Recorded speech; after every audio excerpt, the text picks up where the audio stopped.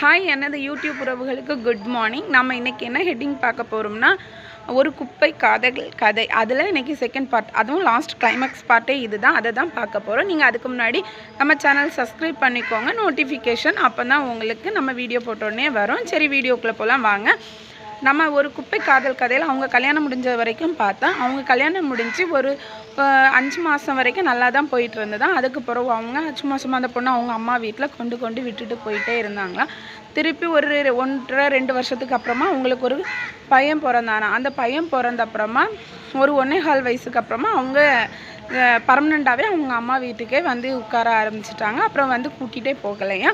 அப்புறம் இவங்க கம்ப்ளைண்ட் கொண்டு கொடுத்தப்பவும் எந்த ரியாக்ஷனும் இல்லை. ஆனால் கம்ப்ளைண்ட்டில் என்ன சொன்னாங்கன்னா, எனக்கு அவங்க கூட வாழ விருப்பம் இல்லை, அதனால நாங்கள் டிவோர்ஸ் பண்ணிக்கிறோம் அப்படின்னு சொன்னாங்களாம். ஆனால் ரிஜிஸ்டர் எதுவுமே பண்ணலை. அதனால் டிவோர்ஸ் ஒன்றும் பண்ணாமல் ஸ்டேஷன்லேயே இல்லை, நீ உங்கள் கூட என்னால் லைஃப் ரன் பண்ண முடியாதுன்னு அந்த பையன் சொன்னானா.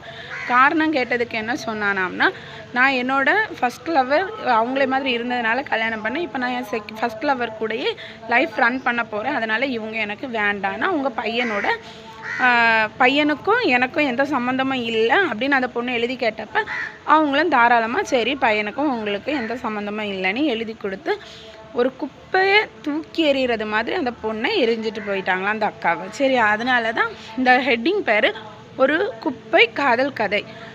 ஒரு நல்லா இருந்த ஒரு பொண்ணை மனசில் ஆசைவார்த்தை காட்டி ஒரு குழந்தையோட ஒருத்தன் ரோட்டில் விட்டுட்டு போகிறான்னா அவன் மென்டாலிட்டி ஒரு குப்பையை விட, ஒரு டஸ்ட்பினை விட ரொம்பவே ஒரு மோசமான ஒரு மென்டாலிட்டி.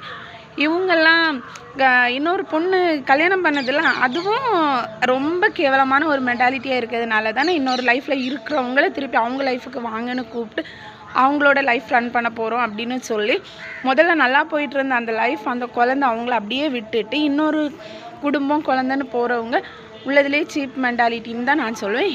எனக்கு தெரிஞ்சு இது வந்து ரொம்ப ஒரு கஷ்டமான விஷயம். ஒரு கல்யாணம் முடிஞ்சு ஒரு குழந்தையோடு அவங்கள இந்த சமுதாயத்தில் விடும்போது சமுதாயம் நல்ல விதமாக பேசாது, நல்லா இருக்கிறவங்களே நல்ல விதமாக பேசாது.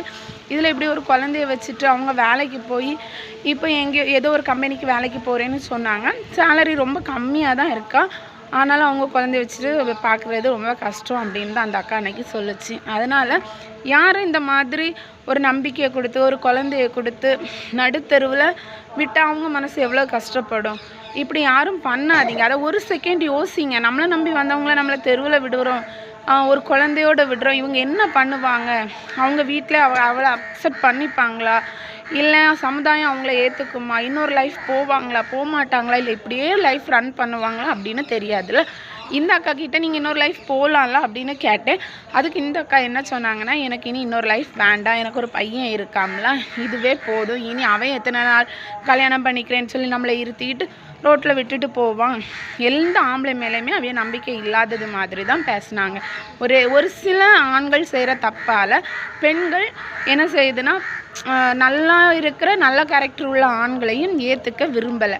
அதனால் யாரையும் ஏமாற்றாதீங்க. ஏமாத்துறதோட விளைவு நம்ம தான். யார் ஏமாத்துறாங்களோ அவங்க கொஞ்ச நாள் கஷ்டப்பட்டால், ஏமாறுறவங்க கொஞ்ச நாள் கஷ்டப்படுவாங்க. ஆனால் ஏமாத்துறவங்க லைஃப் லாங் கண்டிப்பாக அதை நினச்சி ஃபீல் பண்ணிக்கிட்டே தான் இருப்பாங்க.